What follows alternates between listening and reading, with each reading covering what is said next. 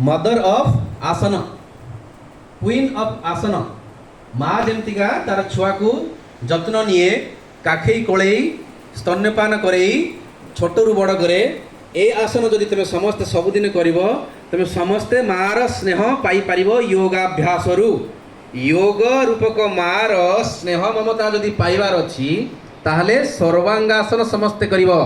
कारण शीर्षासन king of योग सेटा को समस्ते करि पारिबे नहीं, समस्ते सर्वांगासन करि पारिबे। अर्थात बेक एवं मुंड एवं जो कांध तल माटी रे लागि रहिबो आ देहर सब अंश ऊपर रहिबो। मु करूची आगे समस्ते देखिबो तापरे करिबो, किछि हड़बड़ होबार नहीं, आराम से रिलैक्सिंग मोड रे करिबो, टणा रपड़ा किछि करिबार नहीं। ओके मु करूची।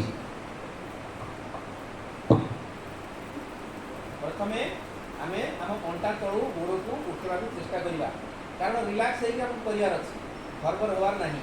ए गोड़ दिटा को आमे ऊपर को उठेबा, रिलैक्स।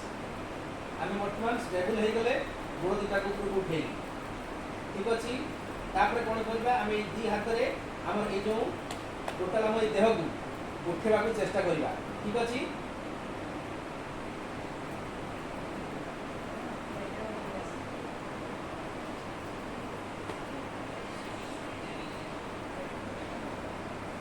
सीधा रहिबो, गोड़ सीधा रहिबो, गोड़र आंगुठी को लक्ष्य रहिबो, आखि रहिबो अंगुष्ठासन, ए सॉरी अंगुष्ठा ऊपरे, गोड़र अंगुष्ठा ऊपरे आखि लक्ष्य रहिबो, देह सीधा रहिबो।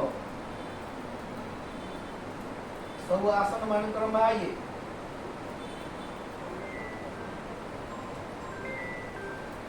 कारण शीर्षासन समस्त कर पाइबे नहीं ହେଲା। तापरे गोड़ को आमे धीरे धीरे करी पुणी देह को सीधा करिबा,